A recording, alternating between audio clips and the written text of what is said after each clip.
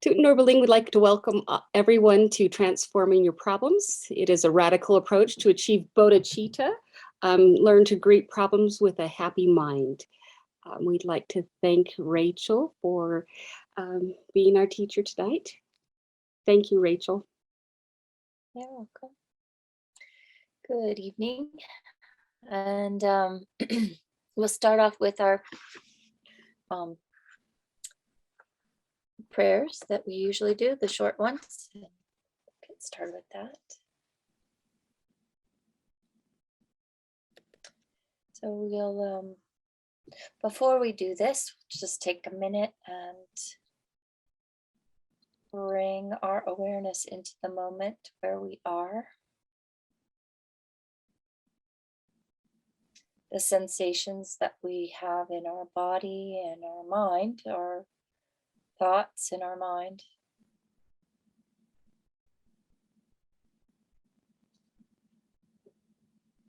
And I'll just pause a moment.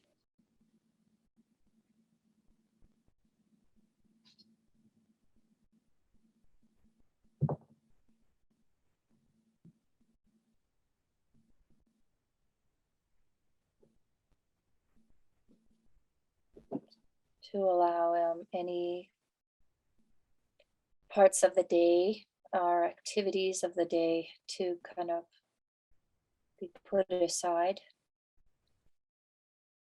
so they aren't the driver for what we're doing.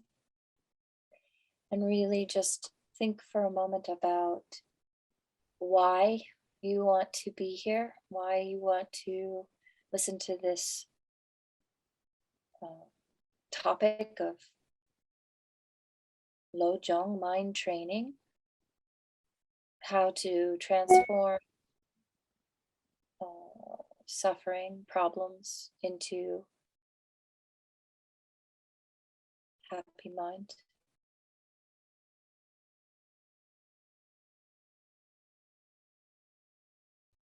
And what that would look like in terms of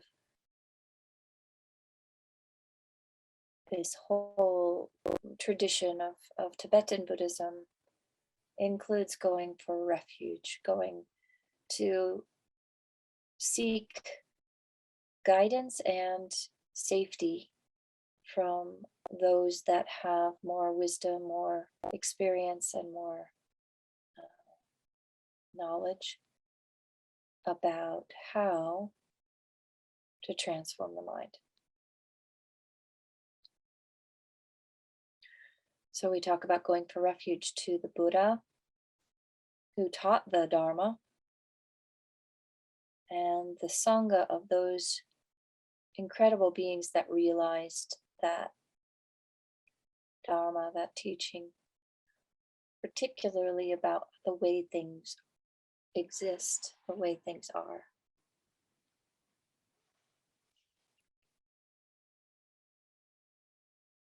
So you don't have to force your mind to take refuge. You can really come from the heart where you notice that you want safety, where you want guidance, and using also using the mind to determine what is helpful. In this case, the teachings about how to transform the mind, how to train the mind. Some of the original teachings of the Buddha were to train your mind, do no harm, and train your mind thoroughly. So here we are, fulfilling the instructions of the Buddha, training our mind. So we'll do the refuge once in English and twice in Tibetan. I go for refuge until I'm enlightened to the Buddha, the Dharma, and the Supreme Assembly, By the merits I create through listening to the Dharma, may I become a Buddha in order to benefit all sentient beings.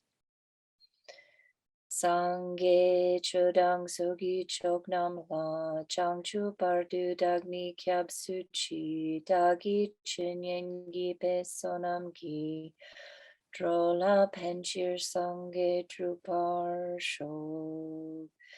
Sangye chodang sogi chognam la changchu pardu dagni kyab suchi dagi chinyengi pesonam ki Drola Pinchir Sange Drupar Sho.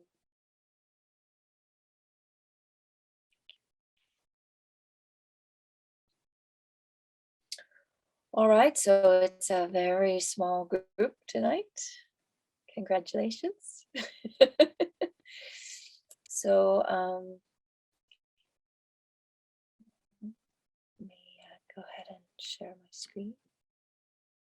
Oh, I guess you'll need to make me co-host in order for me to share my screen.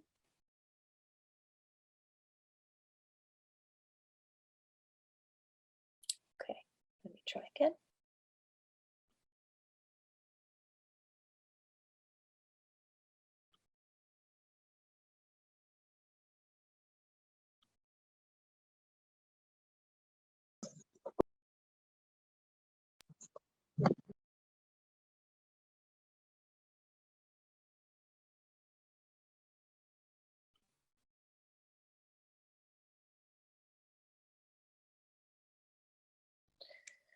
All right, so transforming problems is our topic. And today I wanted to bring in this idea of becoming fearless. So I'm not sure that it's like directly coming from the text itself. It's more coming from my experiences and things that are filtering to me. And it seems like something to focus on. We talked about embodying happiness and joy. We've talked about being brave in terms of being a bodhisattva. You have to have a lot of courage to be a bodhisattva. It's not something that you can take on without a tremendous commitment and a type of fearlessness. But there's a dual side to that. There's two sides to that. Let's say the bodhisattva angle of being courageous, and the result of having a direct and complete kind of understanding of emptiness, the way things actually exist, which the shorthand is this word called emptiness. But if you've ever heard the Heart Sutra, there's this idea that in a way you go beyond fear when you have no self that is mistakenly grasping onto itself, when you have nothing to hold on to as a self. There's nothing that can harm you, and so there's no fear, not because it's there's no danger, but because there's nothing to fear. Nothing that happens can actually harm you. And when we're talking about this lojong and these verses, they kind of bring us to that state of fearlessness, because everything that we're experiencing, instead of being something to push away or be afraid of, becomes a tool for training our mind. And that's the desired effect. So since it's a desired effect, then the fear is non-existent. There's nothing that's its own goal. And in that way, the depths of it really mean that we become fearless. So I wanted to talk a little tiny bit about these three types of interacting with the Dharma in terms of listening. So here we are listening to the Dharma, as it said in the little prayer that we just did. Listening in order to learn, and listening in order to hear what we hadn't heard before, listening to deepen what we had heard before, but in any case, to consciously learn something. And then we study how that can be applied, how that can be thought through. We analyze, we take it apart, we look at it from all different kinds of perspectives. We look at it from the context that we understand, then we look for other contexts where it might have come from. We study, we analyze, and then we become familiar and make it our habit so that it becomes spontaneous. It's like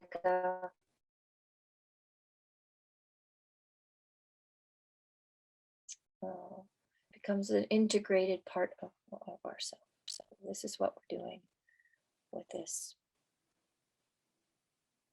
So our motivation always is important.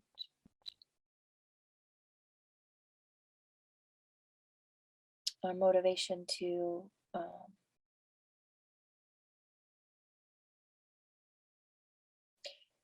do anything drives the result of whatever we do, and not directly driving the physical result of what we're doing, or the social result of what we're doing, but the karmic result of what we're doing. So if we have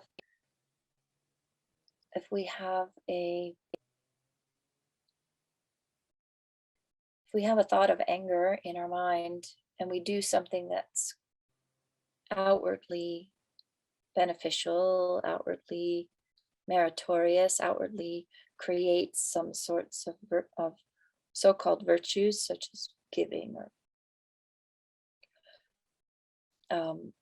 restraining from harm, or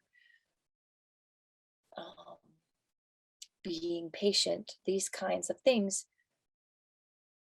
But if in our heart we have frustration and anger, it becomes mixed. And for all of us that haven't reached direct realization of emptiness, for all of us ordinary beings, the ignorance of the true self, the true nature of self, we should say, but rather than true self, that ignorance of the ultimate wisdom of how things exist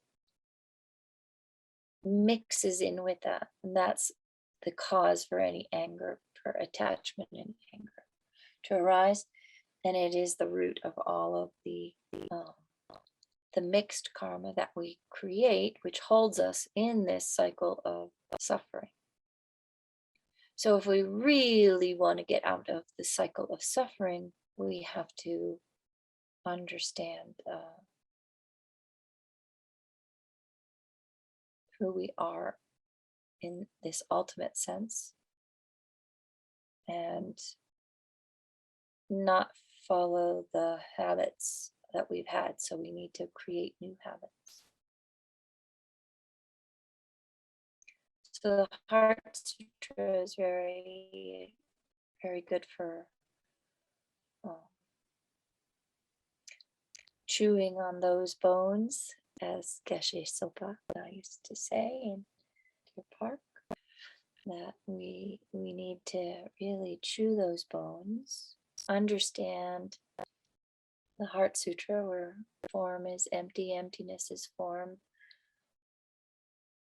Emptiness is not other than form, and form is also not other than emptiness. So you've got your work cut out for you for a couple of decades right there in those 4 lines. And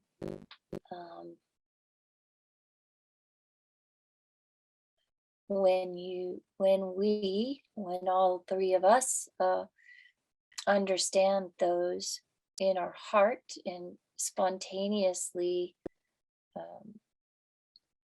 apply that to what we're experiencing, spontaneous in the sense that it's not having to be cultivated anymore, it's really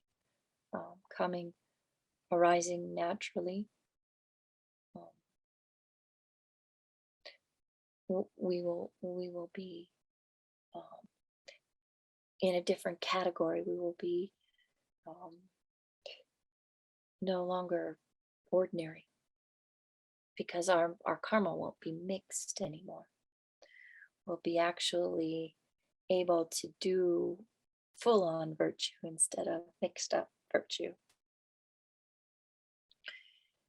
And then if we have the bodhisattva motivation of wishing to develop our minds to the highest capacity in order to benefit others, in order to lead others to full enlightenment, in order to be of actual benefit, not just temporary benefit, but ultimate benefit as well.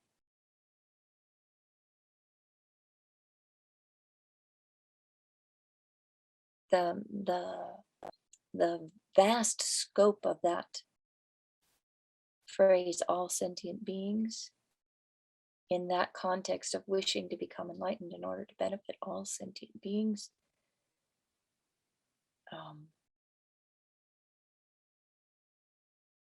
that motivation brings with it this incredible exponential type of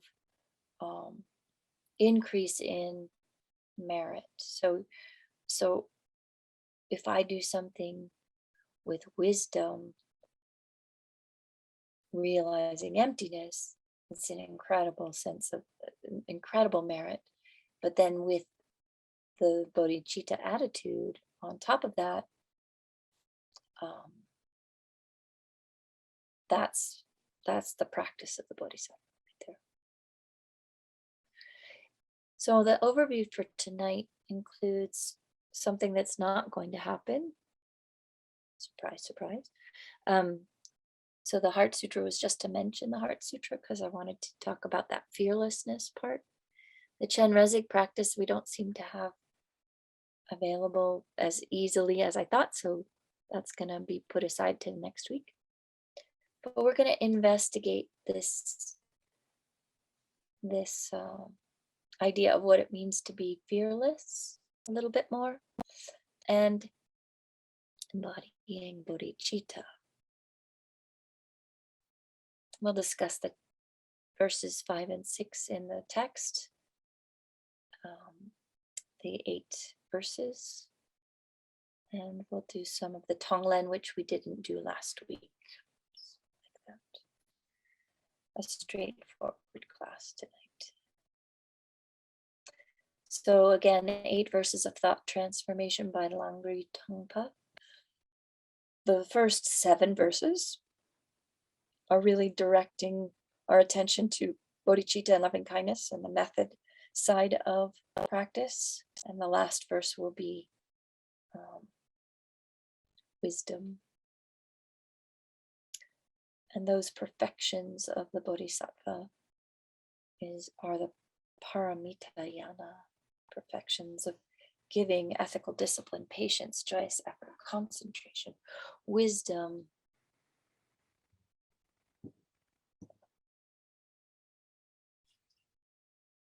So fearlessness. Maybe think for a moment, when have you ever been fearless? What state of mind were you in?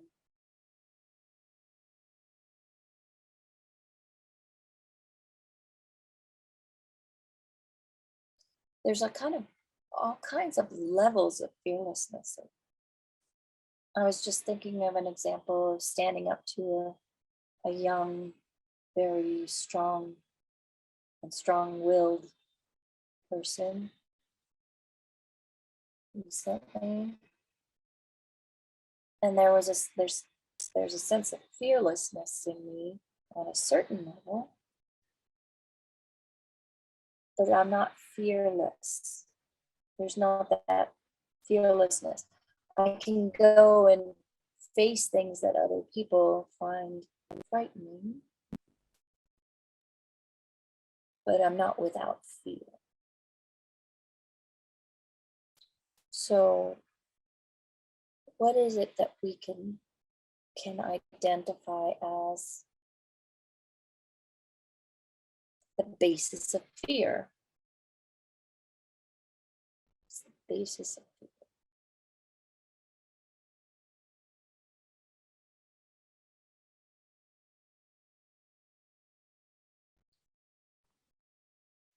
So maybe think about a specific instance of fear. What does fear look like or sound like? Am I fearful when I'm shouting directions at others, thinking that they're not going to listen to me, so I shout? Am I fearful when I go into the middle of a teenage boy fight? What am I afraid of? I don't even hardly think of myself at some point, but do I have fear that somebody's going to get hurt, or that I'm not doing my job? Or so there's different layers of any given situation that we have to investigate. Where are we fearful, and what's the basis of that fear? Do you have any insights?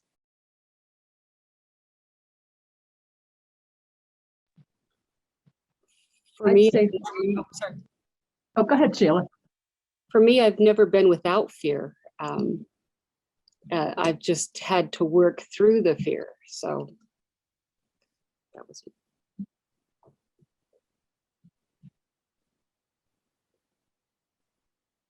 I would agree with, yeah, I would agree with that too. And I would say that it's doing something that I'm uncertain about, that I haven't, tackling something that I haven't done before, that I don't know what the outcome will be. So looking back on my life, I think when I was in graduate school to become a nurse practitioner and doing my first history and physical on someone, you know, it's like I've had all the training. I've been taught everything that I'm supposed to do, all the questions I'm supposed to ask, all the physical exam points that I'm, you know, to follow through with, but actually doing it with someone for the first, second, third, fourth, fifth, 10th time was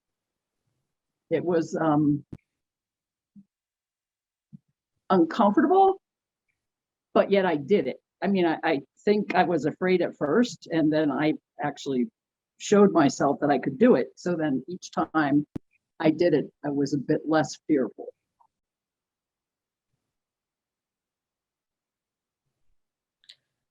So the fear of the unknown, or the fear of failure? Both.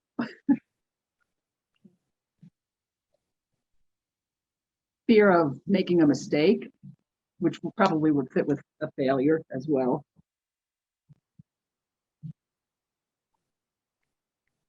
Right, fear of harming someone by omission or by something mistaken, yeah. Or neglect. Or neglect, yeah. If we took ourselves out of the picture,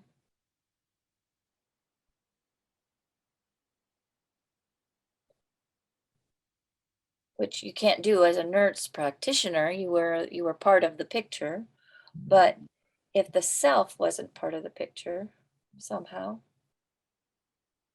You had the training, you had the knowledge. Was there some was there some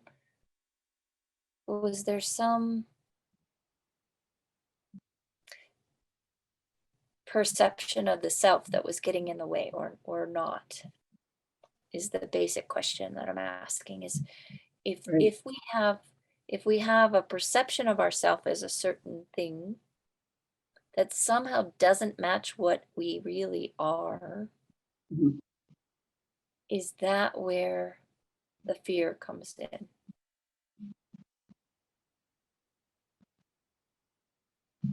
Right. So for me, it was a fear of, I'm being observed by someone else. I'm being graded on it.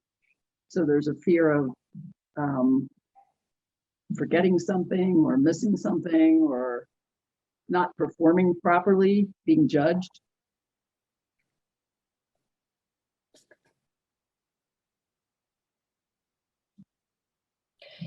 Yeah, so if we go back to those 8 worldly concerns, the 8 dharmas that are the opposite of what the Buddha Dharma is about, the opposite of what Dharma is about.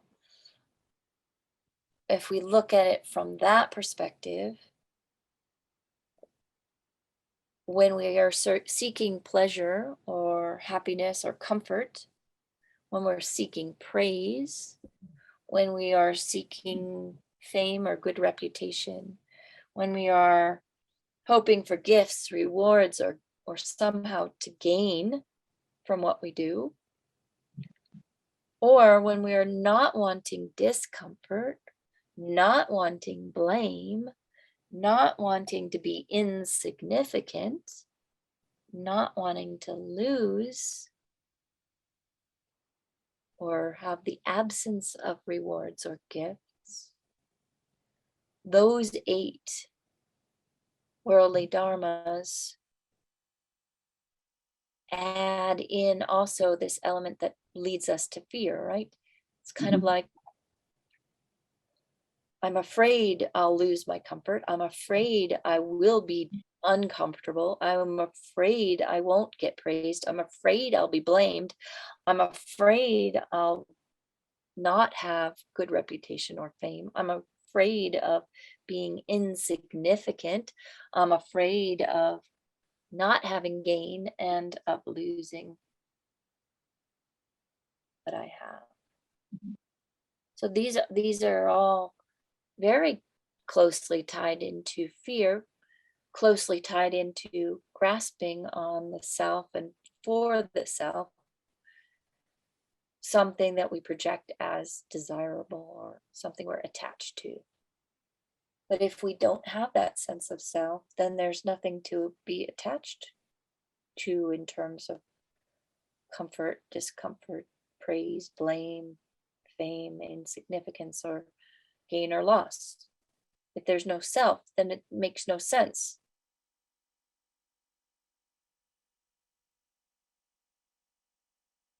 And this idea of being fearful has no ground. There's no basis for it if there's no self.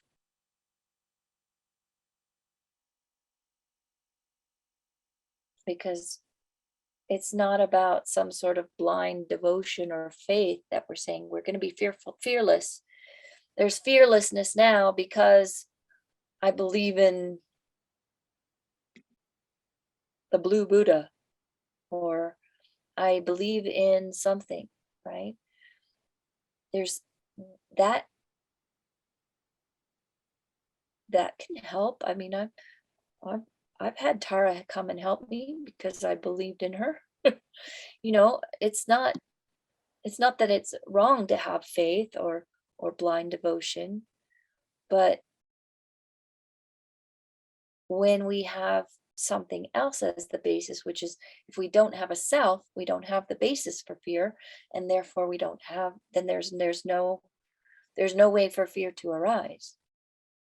If we actually have some sort of um, experience of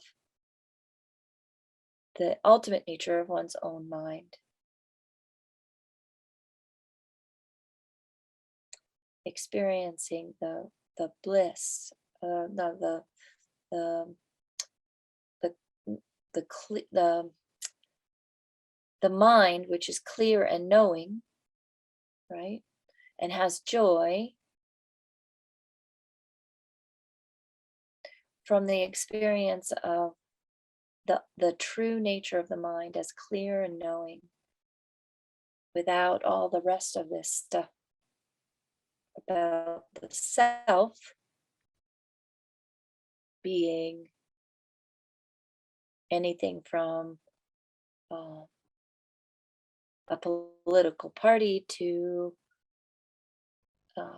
kind and generous, whatever we care, however we characterize ourselves, the things that we think we like I like red, or I like purple. What leads me to say that is an experience of many moments of pleasure from red or purple, right? And then from those moments of pleasure that arise while seeing red or purple, then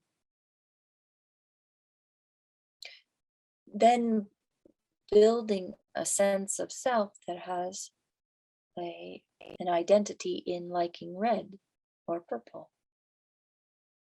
There are some people that paint their houses purple. They have purple everywhere. They have purple mailboxes. They have purple scarves. They have purple window shades. They have purple everything's.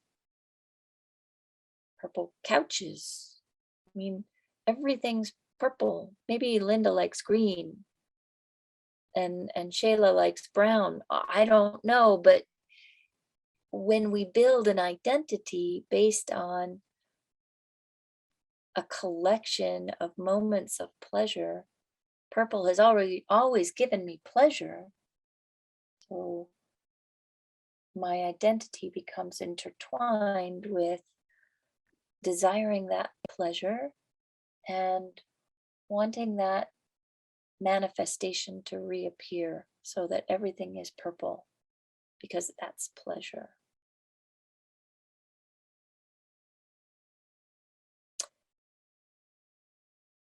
But that's not the mind. That's a sensation. That's a specific vibrational. That's a specific sort of vibrational spectrum on the visual spectrum, right, of light. That specific color. But in all of the universe, purple is not the only color, and it's not the only thing that brings pleasure to others.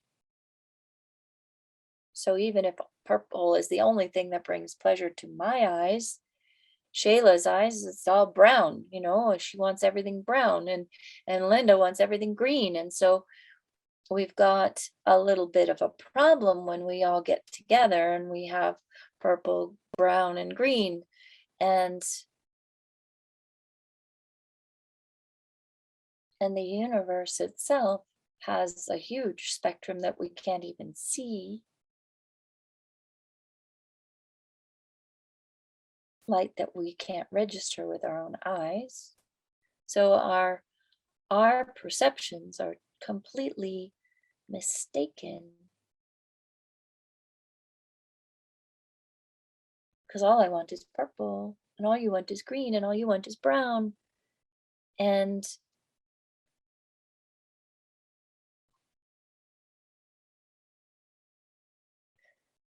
so if we don't have that, if we have that basis of self, if we have those experiences of pleasure, and we build our sense of self around those moments, we have this sense of limiting ourselves to purple or green or brown or kindness, or sweetness, or humor, or whatever characteristic we want to give to ourselves. I am a kind person. I am a strong person. I am a healthy person. I am a knowledgeable person. I'm a wise person. I am a compassionate person.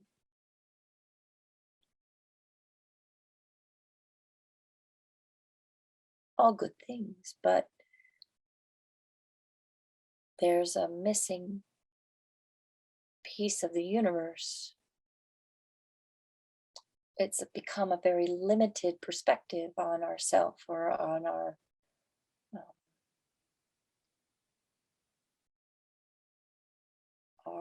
spectrum of who we are, when we just stick to a characteristic, a color, or a quality.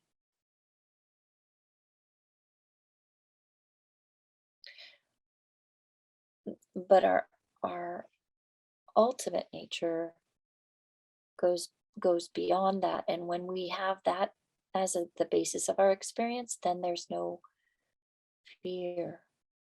There's no way to be afraid, because there isn't a limited self that's mistakenly identified as the true self. I am truly kind. I am truly knowledgeable.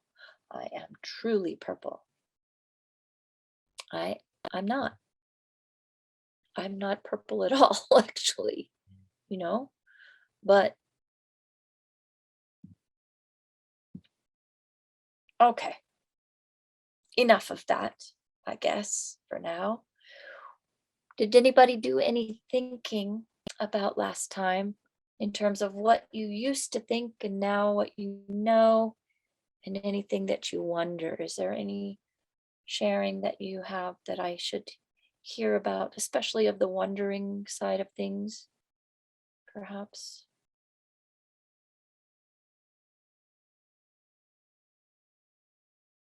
In terms of what we talked about last time, the 3 verses or the 4 verses. So let's review, unless you have something to interrupt with me with. That would be fine if you do. Shayla, do you have purple hair? No, I wish. I haven't got the courage to do it yet. It's gray.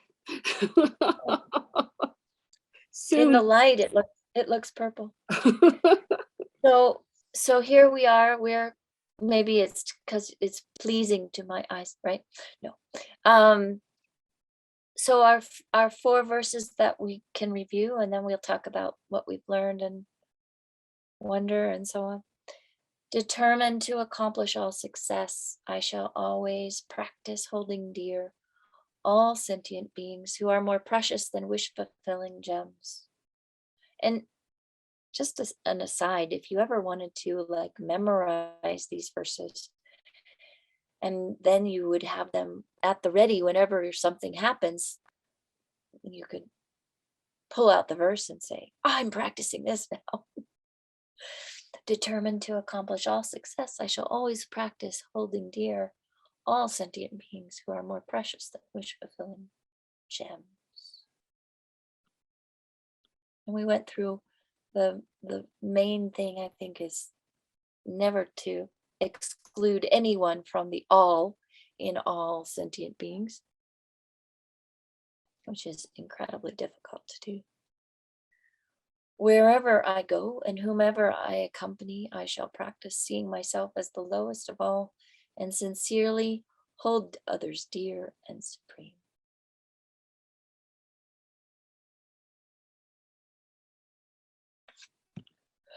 In all actions, I shall examine my mind, and the moment an unsubdued thought arises endangering myself and others, I shall face and avert it.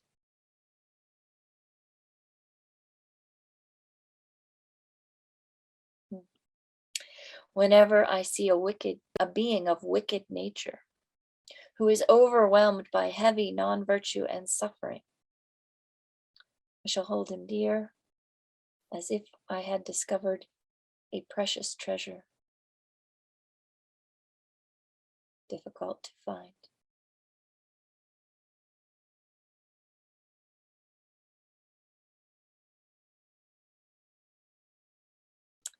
All right, back to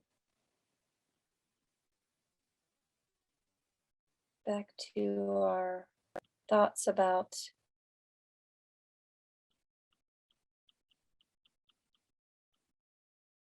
you used to think, now you know, something you wonder. Okay, I used to think that it was okay to kill mosquitoes. I now know that it's not okay. But now I wonder what people do for pests, because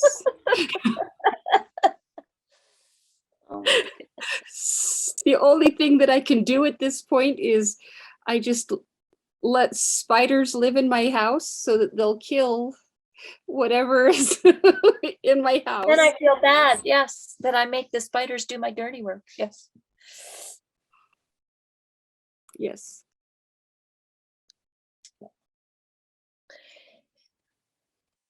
In Portland, Oregon, when I lived there, I had a kitten and he wouldn't eat his food right away. And so there would be, a little thing of food, and then the ants would just find the feast and make a line. And so then I had to become creative, and I tried, baking soda, and tried to find where they were coming in and, block them off so they couldn't go through the baking soda. And then that didn't work. And then, then I'd get a little dish of water and I'd put the cat food in the dish, inside the dish of water. And then the ants decided that they would make a bridge of dead ants or not breathing ants. So they would form this mass of ants, and they actually weren't dead. They were just not breathing. I don't know how ants can, I don't know what they do, but they can live underwater for a long time and then they're still alive. And then, especially if you do Tara mantras on them. Anyway, these ants would just like this suspension bridge with all these other ants as the basis, and they'd still get their food. It's like, what do you do? What do you do? Some people go out and feed the ants, but then there's more of them. So I don't know. What do you do? Say prayers for them. Do your best. Use a mosquito net over your bed at night so that you can sleep. The buzzing doesn't cause you. Sorry, my legs are giving me troubles. That's definitely a good thing to wonder about. Yeah.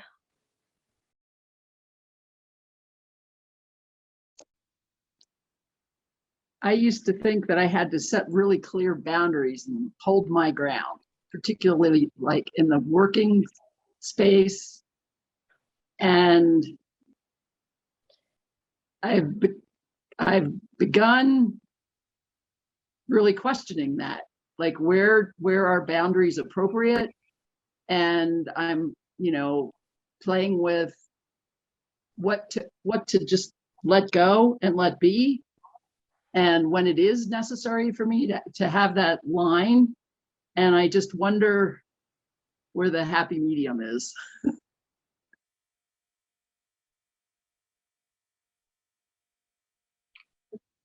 Oh. What gave you the impression that you don't need those boundaries? I think at times that I'm too rigid with them or become judgmental around them. And I don't not like that about myself. So I used to be, I'd say, more intolerant. And now I'm more tolerant, but perhaps at times I become too tolerant. How do you relate this to Dharma? With relationships with people and holding someone dear, it's challenging.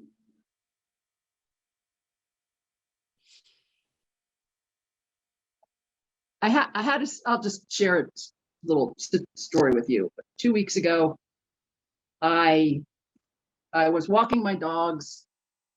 I ran into my neighbor across the street, and I was chatting with her, and another dog came by, and my dog got into a kerfuffle with the other dog. And in the process of that whole thing, I fell down and hit my head. So I get up and I'm bleeding, and my neighbor is judging me about what happened with my dog and yelling at me about what's happening. And I realize now in hindsight that she was scared about what happened. But in the meantime, she was bossing me around, and she was really, really rude to me. And I just want to have, it's like I want to be I want to be copacetic with her. I don't want to have, this angst around how that whole thing went down. And so I'm just like trying to sort out how to bring this, like holding her dear. I was quite upset by what had happened, and it's like, so how do I put her above myself and, treating her as a precious jewel when I'm really feeling like she was rather aggressive and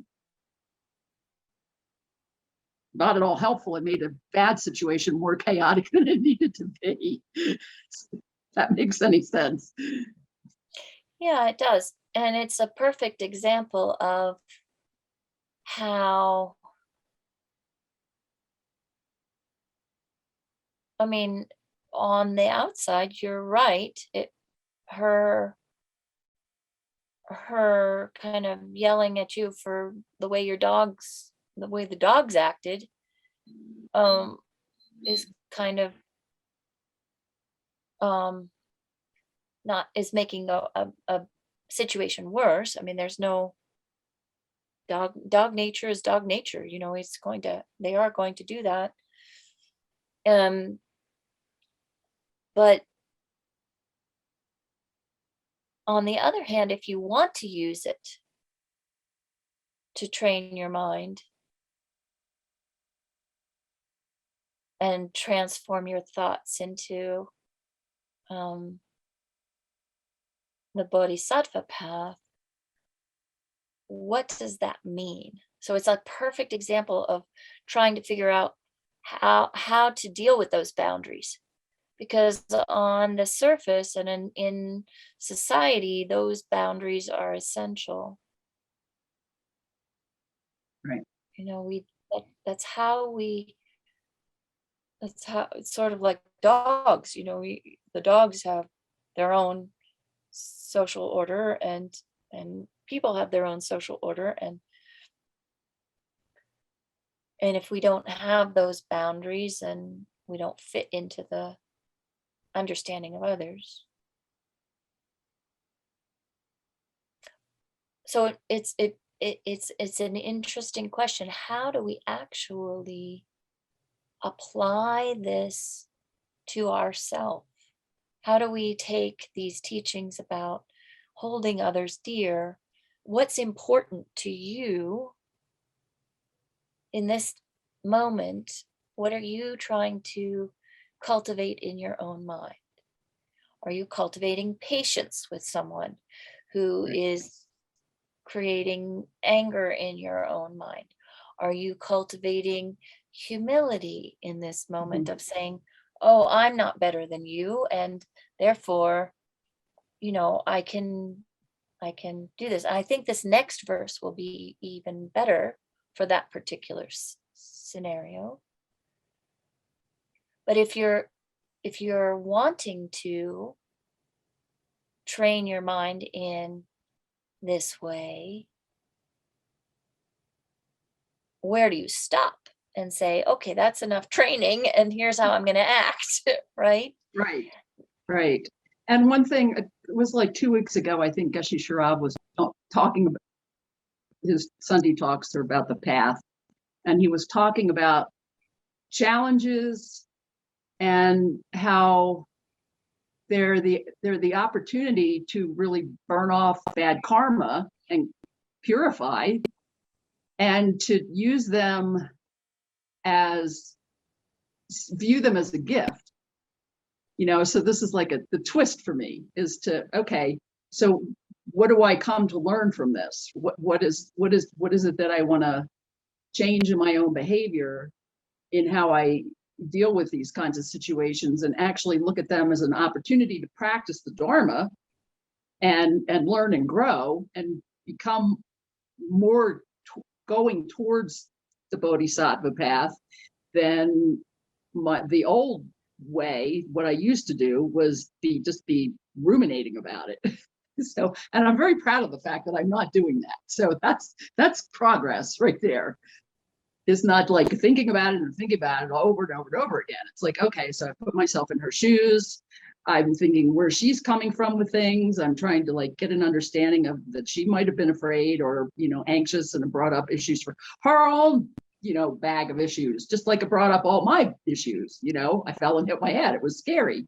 So it's like, it wasn't just all about me. It's like taking the wider view of how everybody was affected, and trying to handle it differently than I typically would have in the past. So, and learning the patience and the understanding and the loving kindness and not holding a grudge and all of those other, older options that are not so beneficial for me.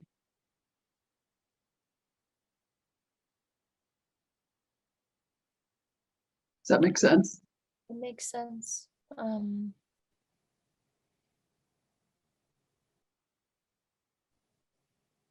It's been a long day for me. I'm sorry. I'm realizing I'm fading fast. Mm. So,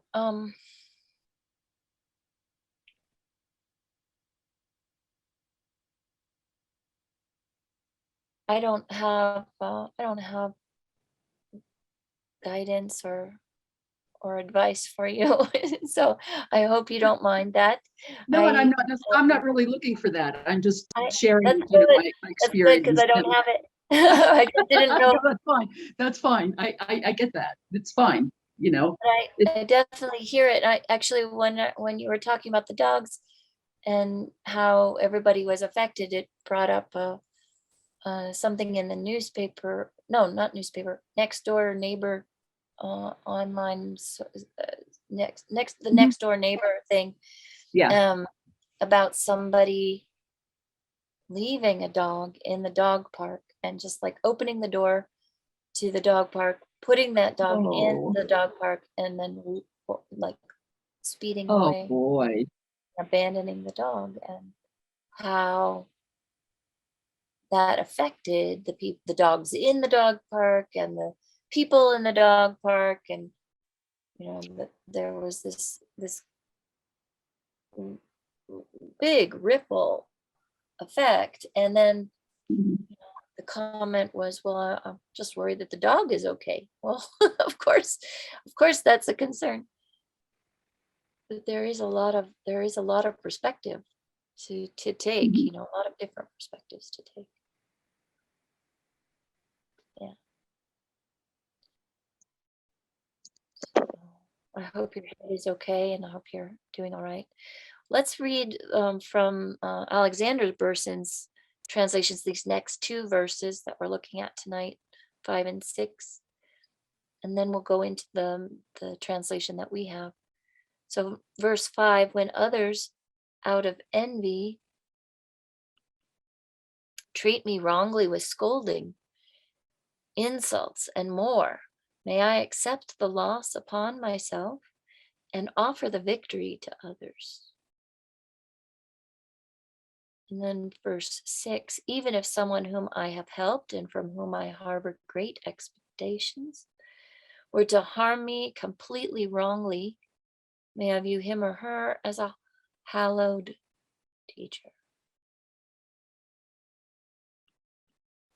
So when you were saying your story, and I was thinking about this 5th verse, I think. I'm not sure, but I think we should investigate what envy, jealousy, what that role, what that word and that idea plays in this verse. And maybe your story isn't where she was envious of you, but she definitely had that scolding, insulting attitude. And then here's the response: may I accept the blame? May I accept the loss upon myself and offer the victory to others? So this is really starting to be about this idea of taking the blame all on one. So back to our idea of the self and the fearlessness. If we don't have a sense of self, if we do have a sense of self, then that fear arises and we do all these crazy things out of that fear, out of jealousy, out of anger, out of grasping. We do the scolding out of that. We do the insulting out of that. And so we do it, they do it, everybody does it. Everybody with the self has that sense of fear that's based on a grasping sense of self. And then accepting the loss upon myself. So part of this is accepting the blame, right? Oh, it was my fault. I didn't see this coming, and my dog did this and it was my fault. Or even more, which is going back into this idea of how precious all of this is and holding people dear, and how we are given so much by these opportunities,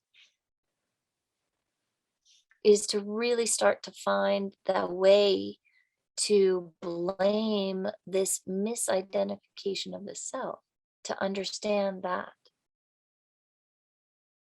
this is the piece that's causing all the problems.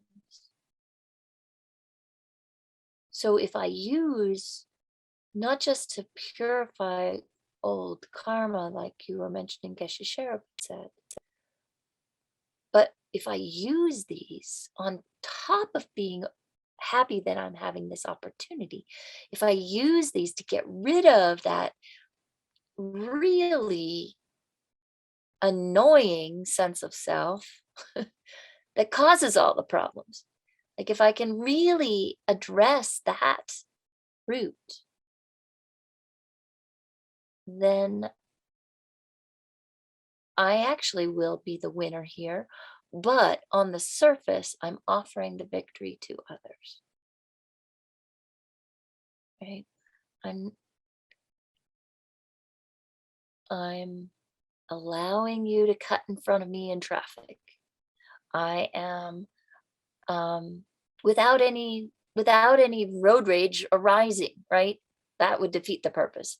Oh, you got in front of me. Oh yeah, you can do it, but I'm so mad at you. No, wait. Like rewind here. Without the road rage.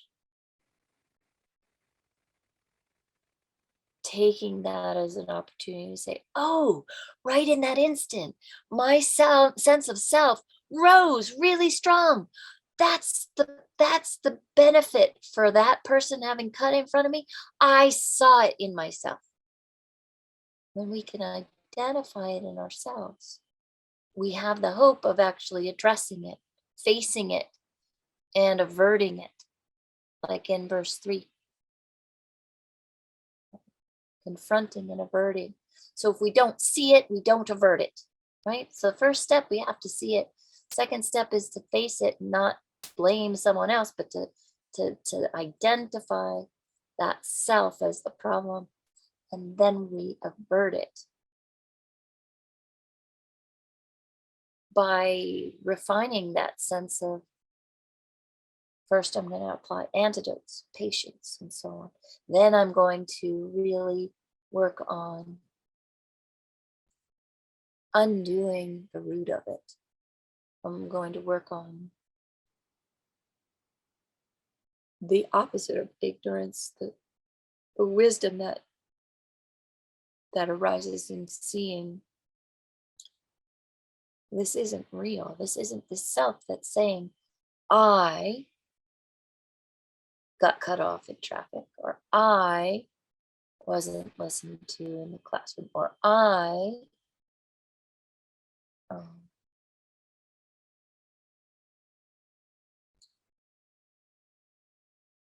and creating those boundaries around ourselves, creating that sense of, this is who I am, this is my purple haven, this is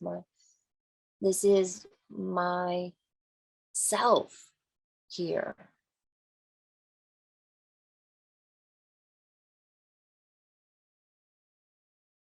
If I am going to undo that, I have to accept the loss for myself in circumstances that ordinarily I would assert myself.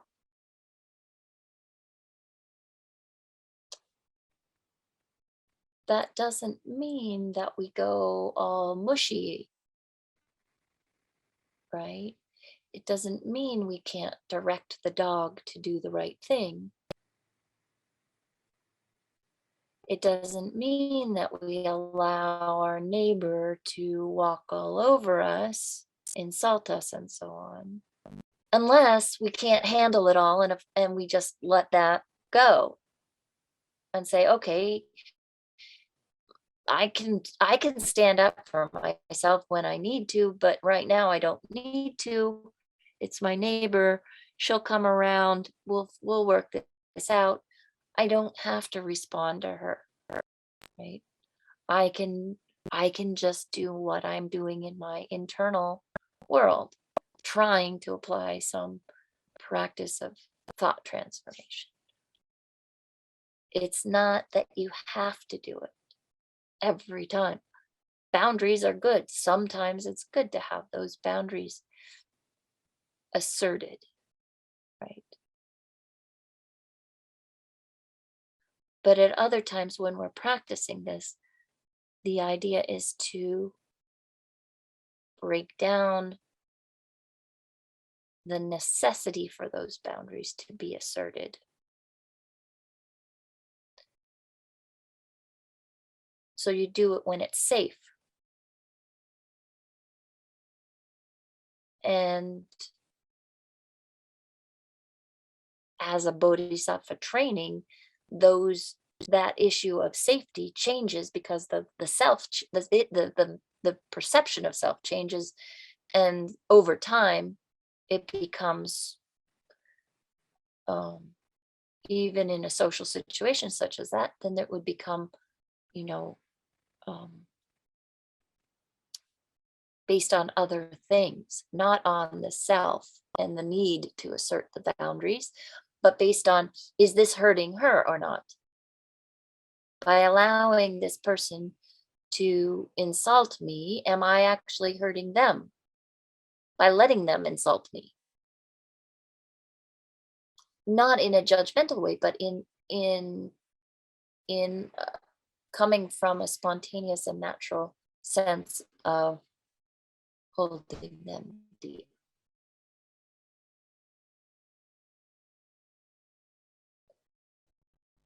So offering the victory to others when it means I noticed that myself is the basis for my own reaction to their insults. Right? If I'm trying to undo my mistaken sense of self, and that insult is helping me and I'm not having any reaction to it because it doesn't bother me that this person's insulting me, then it becomes a totally different scenario, right? It doesn't even feel like an insult. Actually, I had a student say something to me last Thursday, I guess, and the other students around us said, "Oh, stop it! You're insulting Miss Ryer." And I was like, actually, she wasn't, because the context that she had, and I didn't take it as an insult. And not to say I'm a bodhisattva, I recognized her context and I understood what she was saying. It was about math, and she was saying, I even understand some of the math with Miss Ryer. And I took that as a compliment. And the other students were like, "You're insulting her. You only understand part of what she's saying."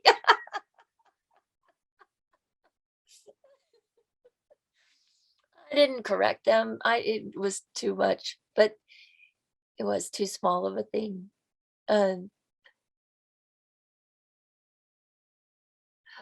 but it's true that we can have, an insult shouted at us. We can have somebody say something that isn't an insult that other people will take as an insult. We can take something as an insult that wasn't meant as an insult. It's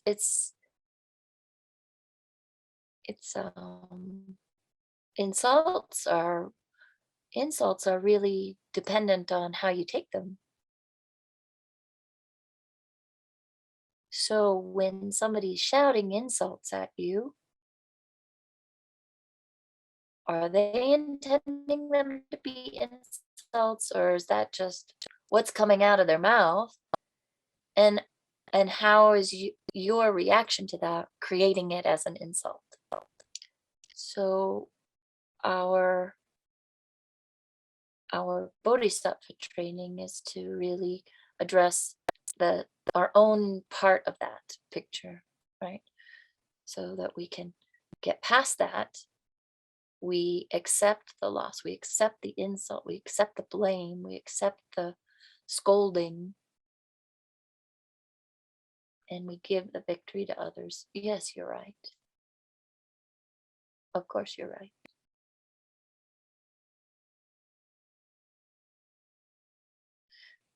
So then back to that envy and jealousy part. Well, we haven't, here are the verses. So when out of jealousy others treat me badly with abuse and insult and the like, I shall practice accepting defeat and offering the victory to others. So my big question is, what, why jealousy? Why did they say envy and jealousy? Why did they put that in there?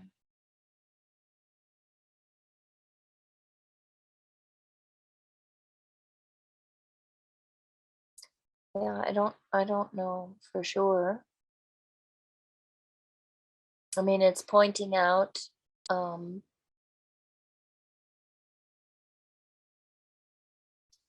some of the children of the three poisons, right? The jealousy, envy comes from attachment and anger mixed together.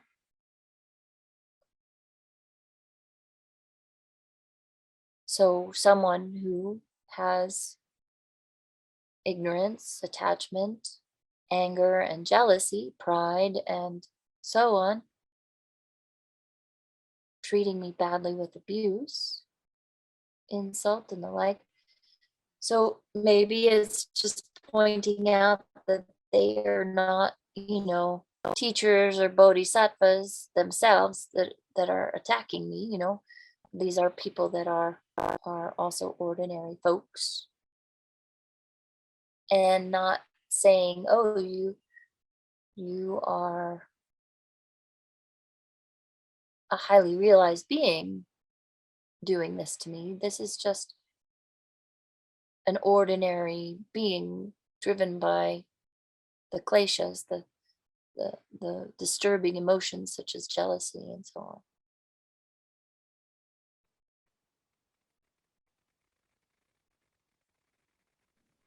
The kids say, haters gonna hate. It's kind of what it reminds me of.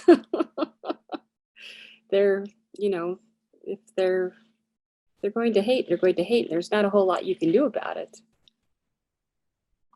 You just, move on. Well, but we're going to use anything that comes our way, not shrug it off. Haters gonna hate.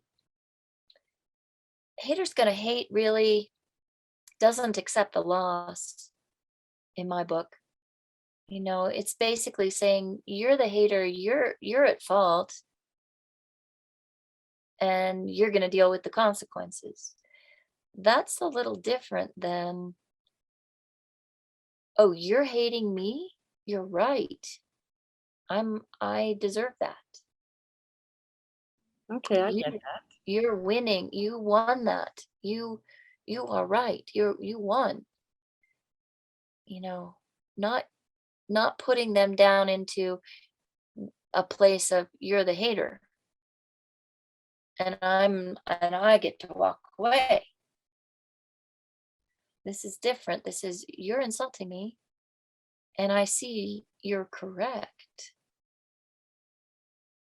Out of my fear, out of my ignorance, out of my own attachment and anger, I mishandled this situation and I'll back off. I'll let you pass. I'll let you in front of me. Not only do you get the right of way on the street, I'm going to, adjust my course. I'm going to take it to heart what you said, in a sense. I'm going to use the energy of your insult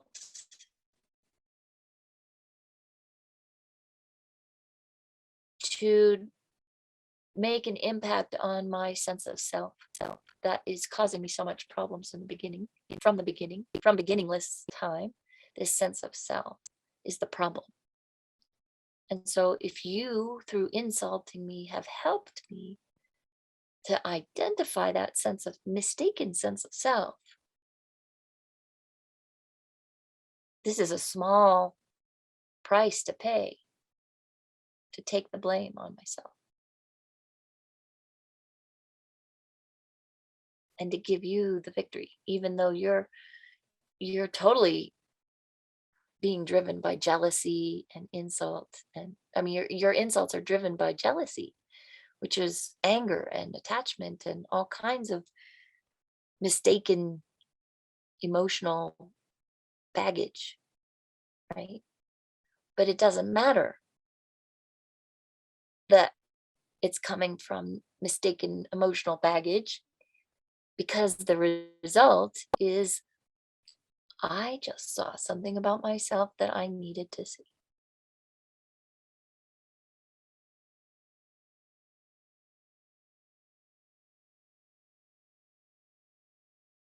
I needed to see my own anger arise in the face of that insult. I needed to see my sense of protective self-protection that arose in the face of abuse. I needed to see how my own sense of anger and jealousy and so on are driving me. I needed to see my sense of fear arise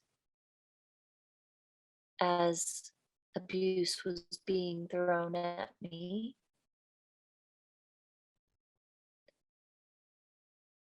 It's not for everybody, this training, and it's not for every moment sometimes for some people.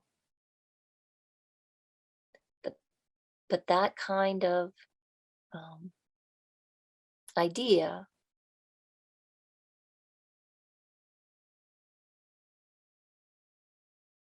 practicing being defeated, practicing offering the victory to others.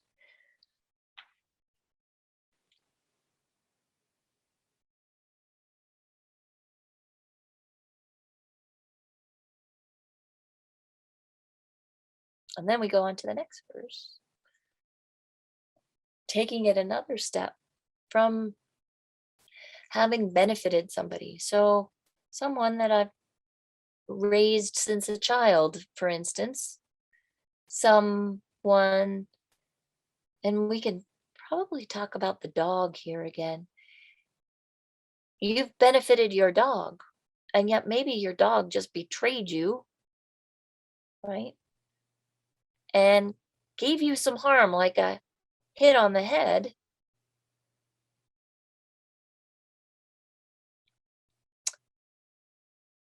And you had great hopes that your dog would have been trained better by now.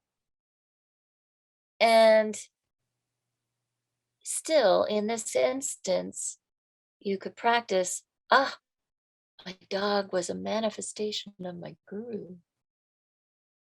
Getting my head hit was a manifestation of my guru, my holy guru. Manifest me hitting my head. My hard head. The one hard head that drives me to all this craziness, such as jealousy and anger and boundary assertion and all this stuff. That same hard head. Ooh, but it was that I fed that dog every single day. They betrayed me even more. So let's go back to people. When someone I have benefited, someone I've considered so dear for so long, I've given so many gifts, I've given my heart and soul, I've sweated blood and tears for this person. I've raised this child. And I have incredible expectations and hopes. And then they turn around and they just whack, whack, hit me over the head, gives me actual harm, verbal insults, and so on top of that.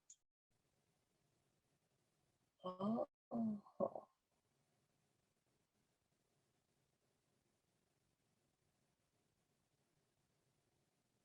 this is not just a precious opportunity. This is a lesson coming straight from my holy guru. The person that I hold as wise, the person that I hold as omniscient, person that has nothing but concern for me, care for me, guidance for me, protection for me. Oh, getting my head split open was protection. How do you do that, Rachel?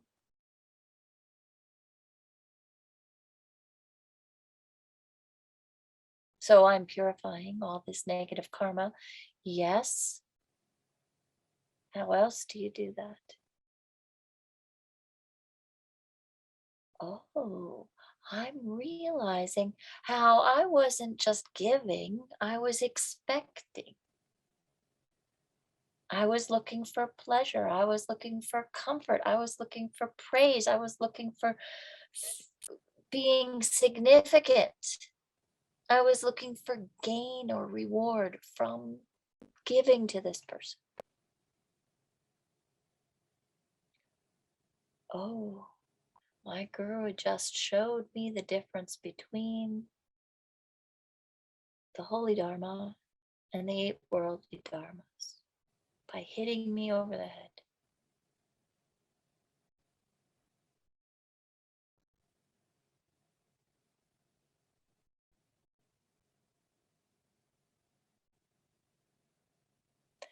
In the form of someone who just harmed me, in the form of someone that I had benefited and I had great hopes, and yet there they are harming me, stabbing me in the back.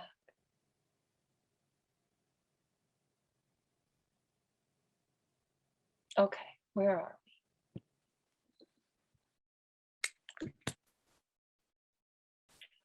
Any new thoughts? I used to think, now I know, I wonder.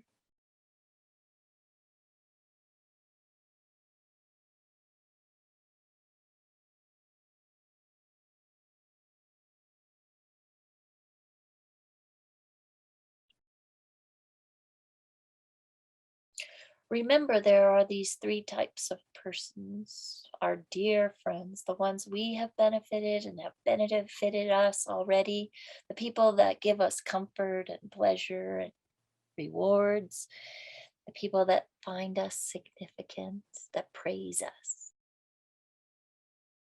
make us feel good.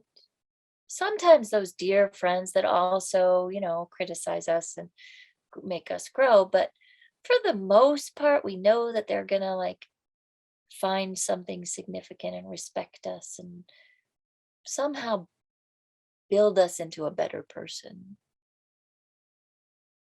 And then there's those people that are just kind of challenging,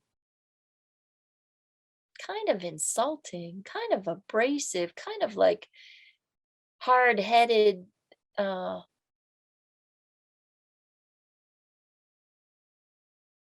immovable obstacles to the way we think we should grow.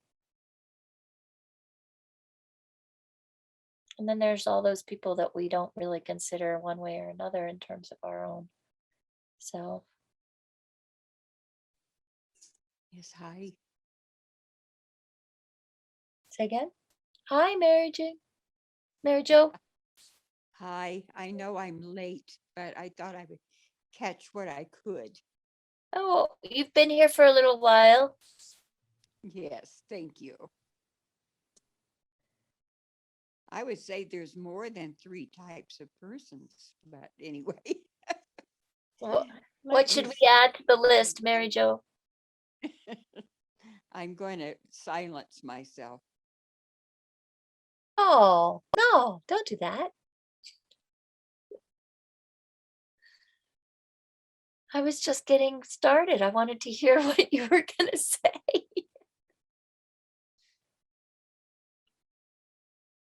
All right, so the 3 types of persons, Mary Jo, are just to keep us remembering all the sentient beings, the ones that we like, the ones that we don't like, and the ones that we don't consider we like or don't like.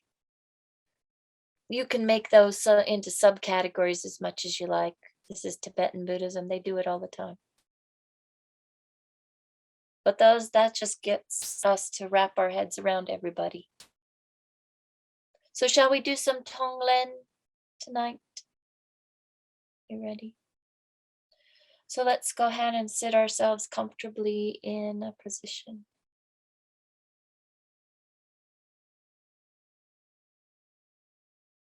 And I wanted to last week as well base the Tonglen on the verses.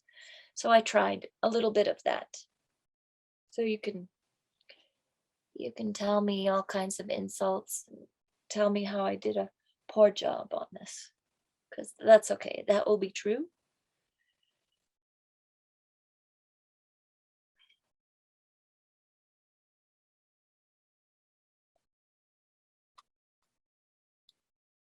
So we'll start just a little bit of breathing.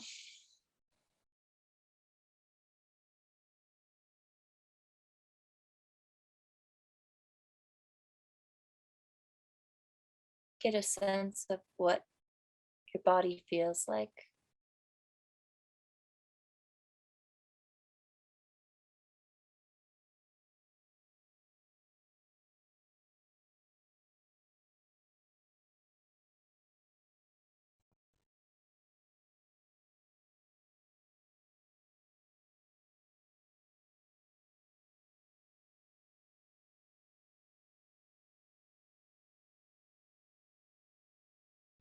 If you notice any discomfort, maybe with a little tiny smile on your face,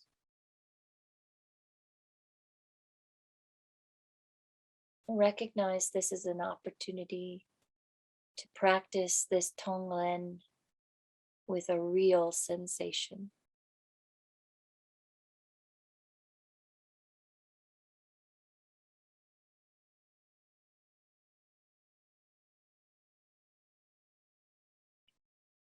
So imagine that that sensation you're having is magnified in someone you love, that they have whatever you're feeling times, let's say 3. It's magnified 3 times. So they're suffering a bit more than you are right now.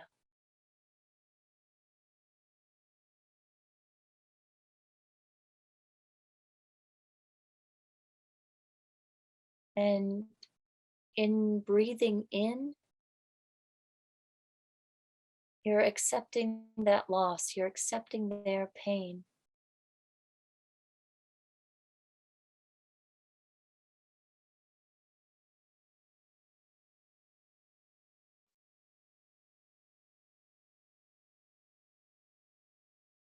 Imagine that you can actually feel it. And by your feeling it, their pain decreases.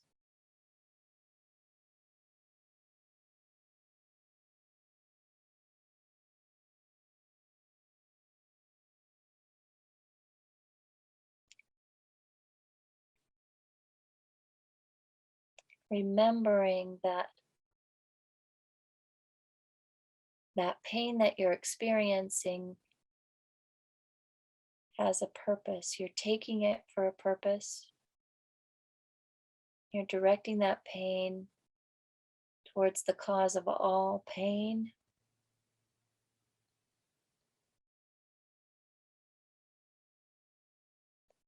This mistaken sense of self.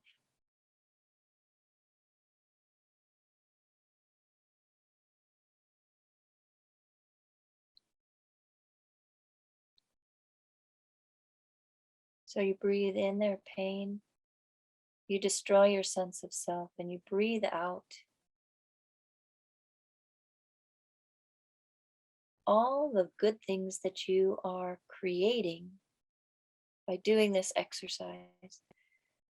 Just by doing this, Tonglen is taking in and giving away.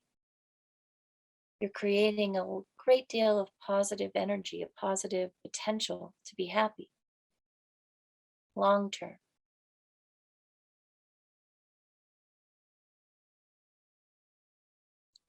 But every ounce, every minuscule amount of that positive potential, you're giving it away. Every bit that you accumulate, you're giving it away, sending it to that person who's in pain.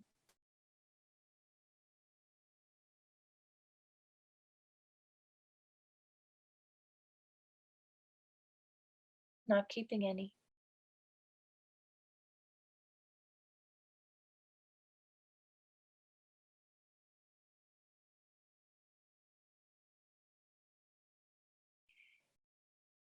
So once that person's pain has been taken away, you're replacing it with this positive potential for happiness in your loved one.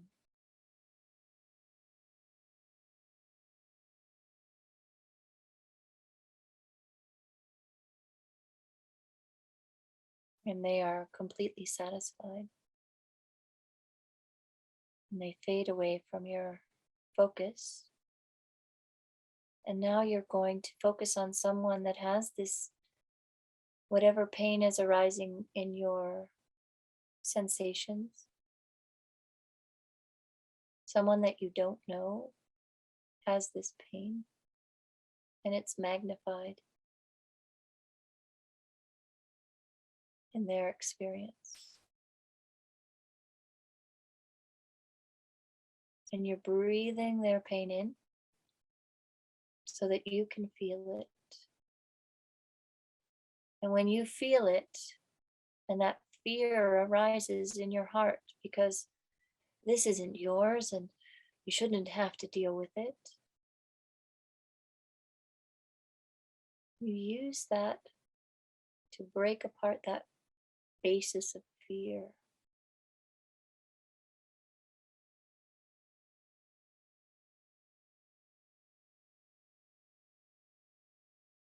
And that releases an incredible source of energy. And instead of bathing in that, you give that away to the person that you don't know, that's in pain, that you've taken their pain, and now you're replacing that with happiness.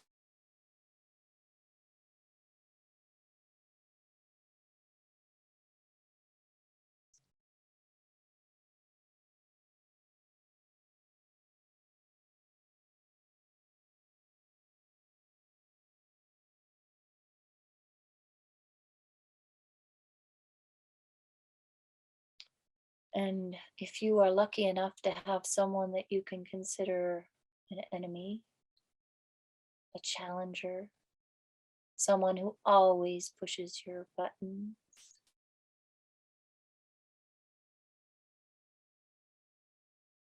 they're next.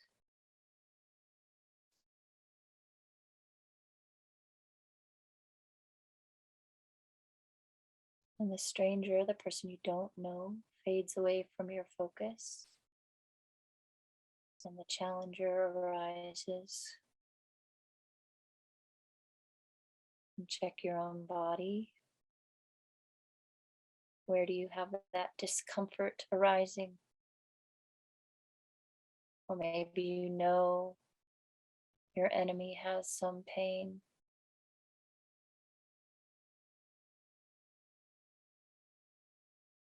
Notice if there's any resistance to taking their pain from them.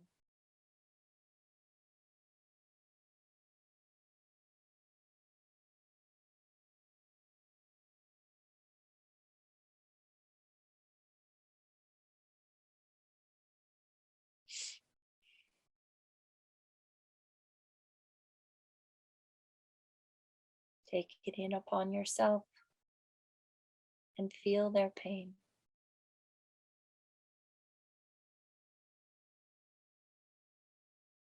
When you're feeling that pain that's not yours, but is that of your enemy,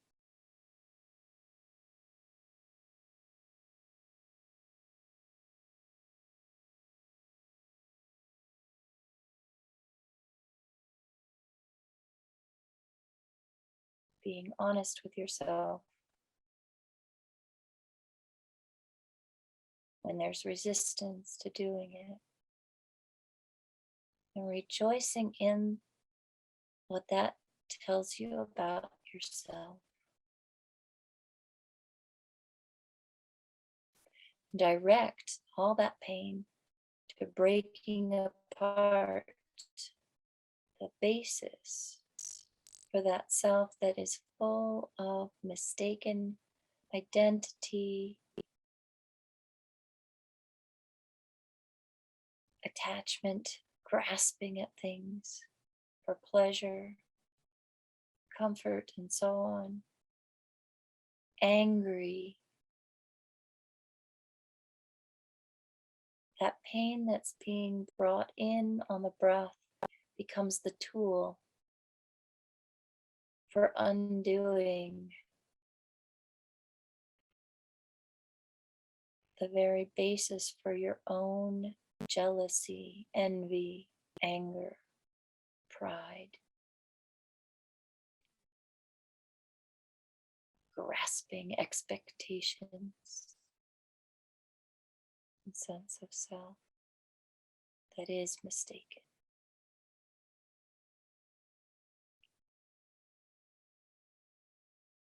We think it's going to bring us happiness, but it brings us suffering.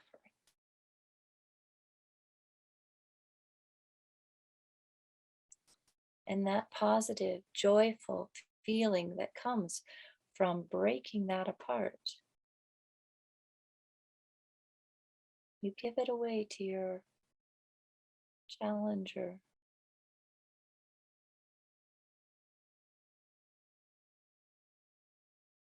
And if you notice you want to hold on to it, face that. Be honest with yourself. Learn from it. And give it away. Offering the victory to others. Accepting the loss.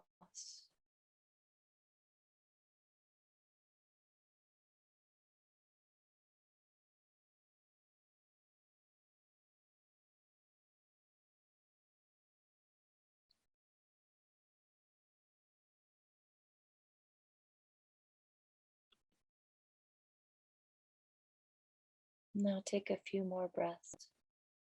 Notice your heart, sensations around your heart. Bring a sense of lightness and joy into your heart.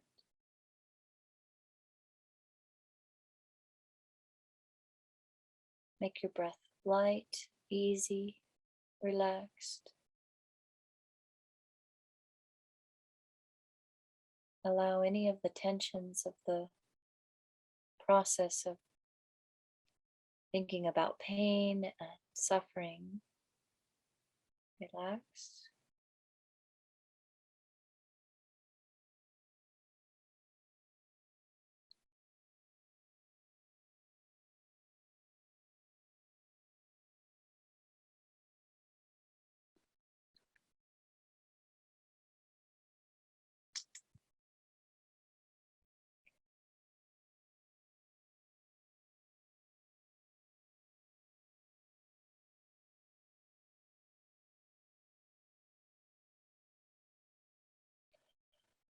We'll come back to this in just a moment, but just do a quick moment of dedication, thinking about how all of this positive energy potential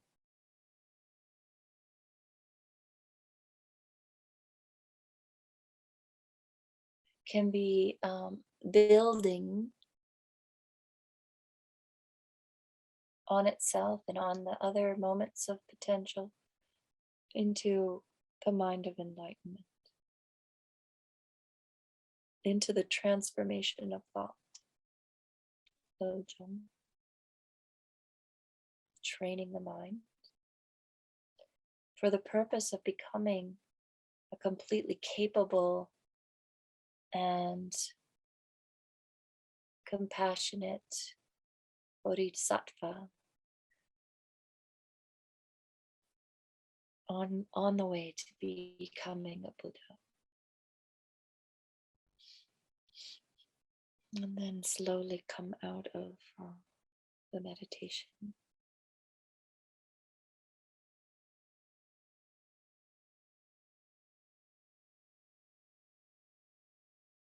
Ask yourself,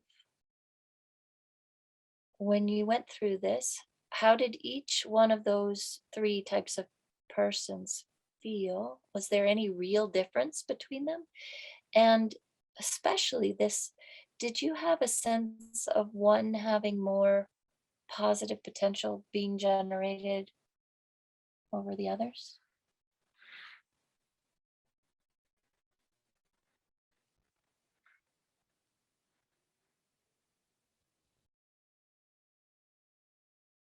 I mean, we had the loved one, the stranger, the person you don't know, and then the person that challenges you. Did you have a sense of a difference between those?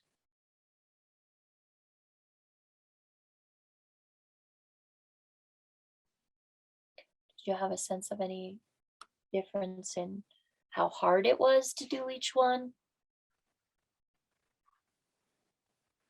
Obviously, for the first one, the loved one, I want more. I wanted to take more, and because I know the situation intimately, I think it was easier. And obviously there's love there. For the other two, I don't know their pain intimately, so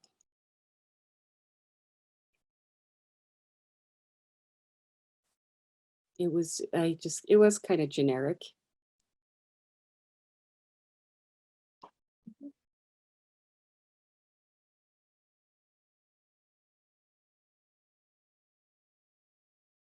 Was it hard to accept the pain from someone that you don't like?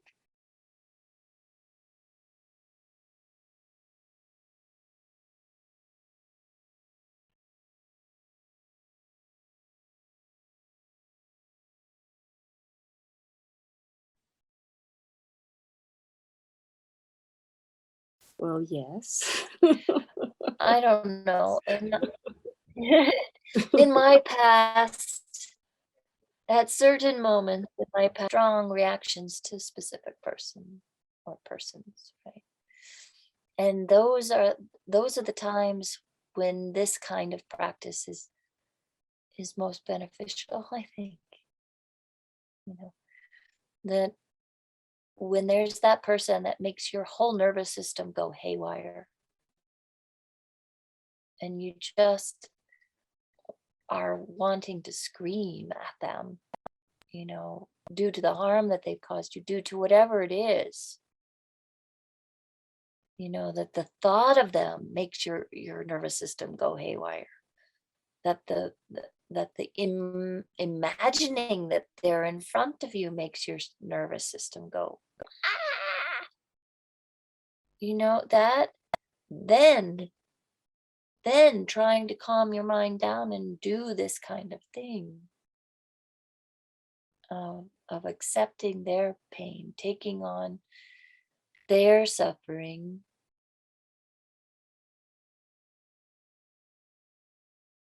um, because you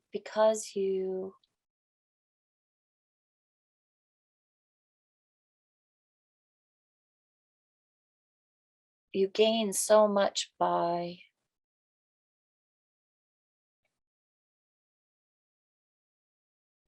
honestly facing your own reaction. And in this case, they're not in front of us, so we're not in danger of making the mistakes of getting um, angry at them, or increasing the karmic kind of disaster that happens when at least for me, when I'm faced with those specific people. um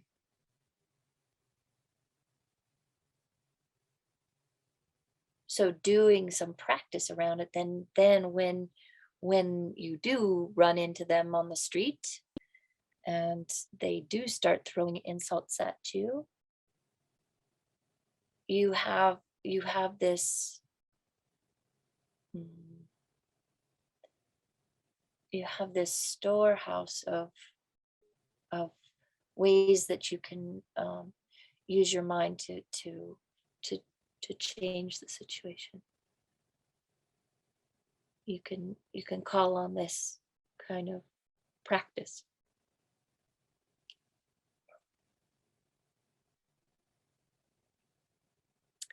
It never occurred to me to actually do this practice in the heat of it. That just blew my mind to even, yeah, that's gonna take some serious concentration and ooh, yeah, talk about redirecting the mind. Well, you plant the seed, you know, when you're doing this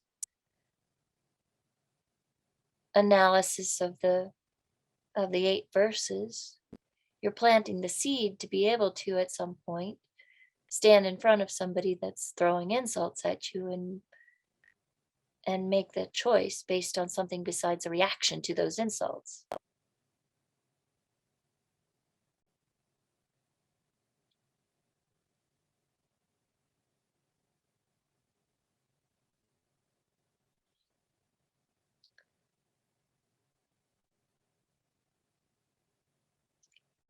Maybe I've fallen off the bandwagon or something. I don't know. I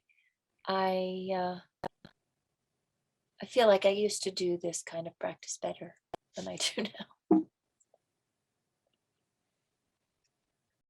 So then I had gone in and done some thoughts about it. So we'll just look at them. Um I'm not sure if I've already said these or not, but if we did Tonglen and we thought about the 3rd verse, in all my actions, I shall examine my mind in the moment, and an unsubdued thought arises, endangering myself and others, I shall face and avert it.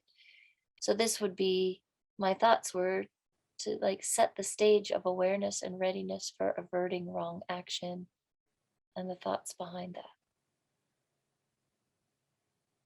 One of the things in this verse, though, is knowing right from wrong. So how do we know what's the right thing to do? What's how to avert something? It's back to Linda's thought about, boundaries and assertion. We've got what is the right thing and what's the wrong thing. Interestingly, in terms of like karma and virtue, the proof is in the pudding. In other words, whatever you're doing creates either more suffering or creates happiness. And so what creates happiness is virtue, and what creates suffering is non-virtue. So how do we start getting a sense of what we're doing and how that's creating positive or negative consequences for ourselves? So when we just did that last question about which one of these is having a greater positive potential, we want to start paying attention. What is creating happiness for myself that isn't temporary happiness? What's creating more problems for myself, temporary or long-term problems?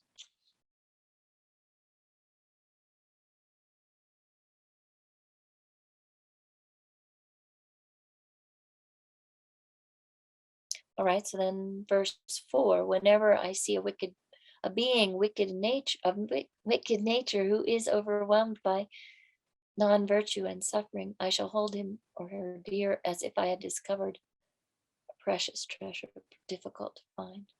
So again, this can be that friend, challenger, or unknown person, but that our reaction, they're presenting us with our reaction. They're making our reaction so obvious to ourselves that we can't ignore our own mental state anymore. We can't pretend that we don't have that reaction. When somebody's wicked in nature,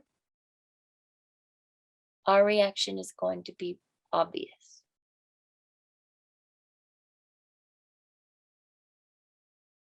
And that is a precious treasure. Being faced with our own hidden agendas, our own hidden habits, our own hidden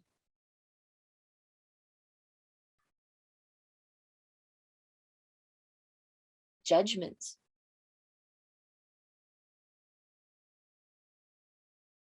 Right?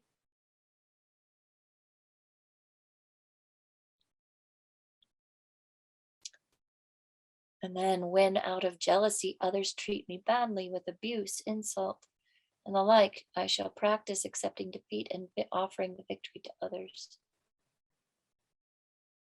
No, you can start small with this one.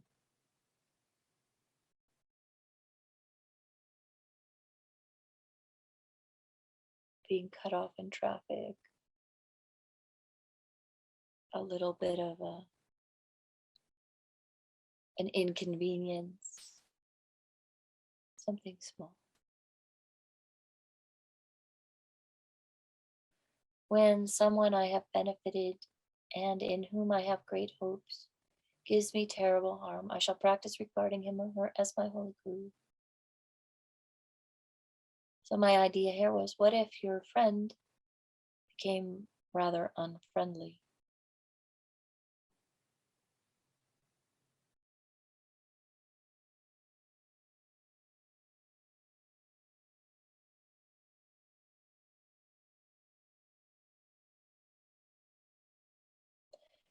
Can your reaction shift from betrayal or some sense of betrayal to gratitude?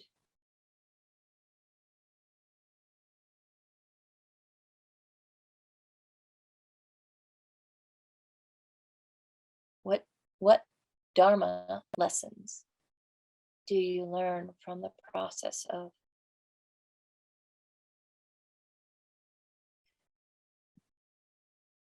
a change in someone, or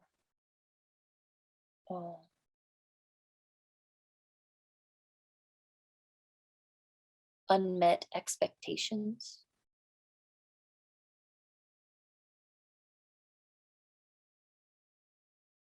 What kinds of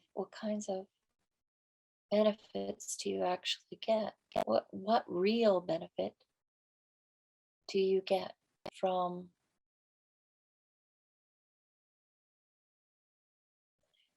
being harmed?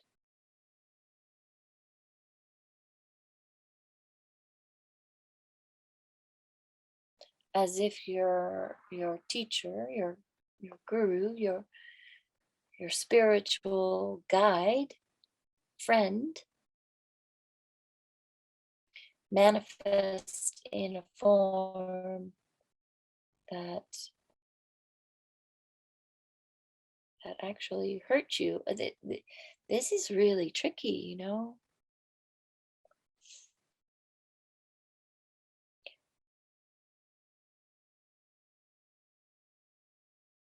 What is it that we actually gain from that?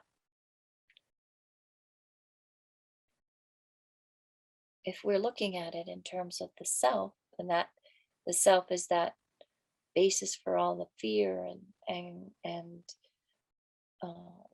unwanted behaviors,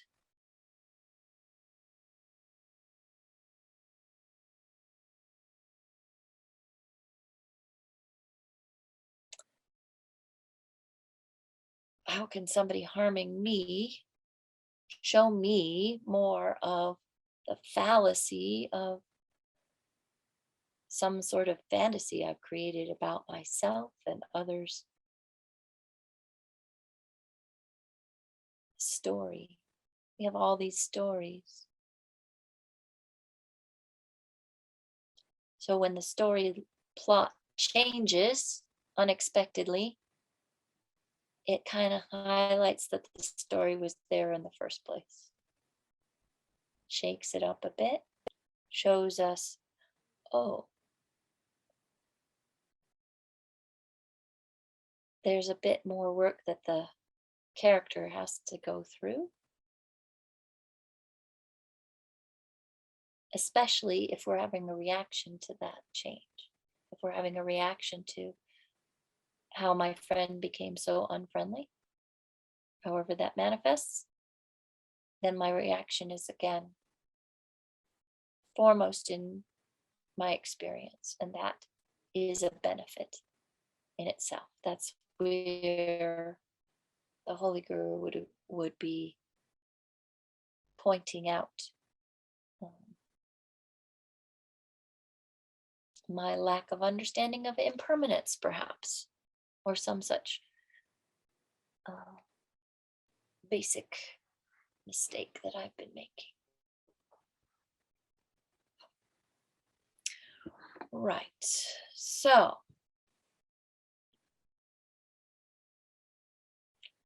there's another Tonglen, but I'm not going to do that one. We'll do that next time.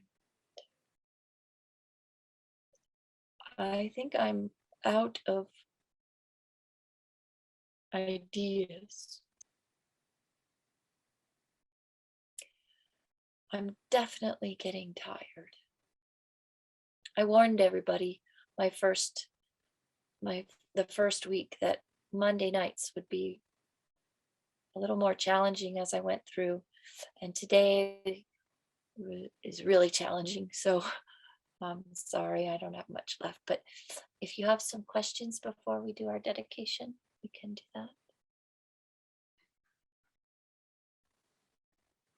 that. In 2 minutes or less. Any questions? All right, then let's call it a night. Yes, I- Joe?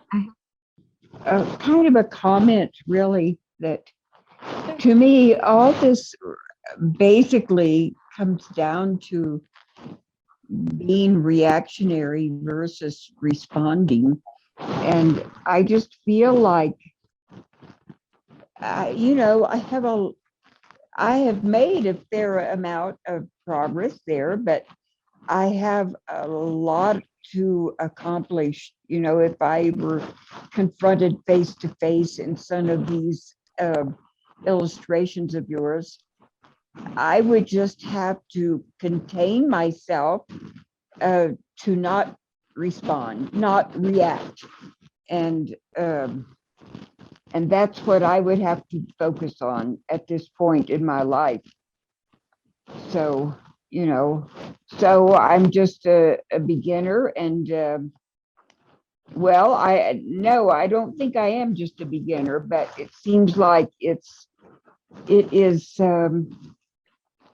that's kind of the bottom line for me, really, is that. And it's just the emotions kind of come in, and I just feel like the best thing I can do is not say anything, and depart in a kind way. Face and avert. There you go. Yeah. Definitely is good to have a sense of where you're at and what you're working on.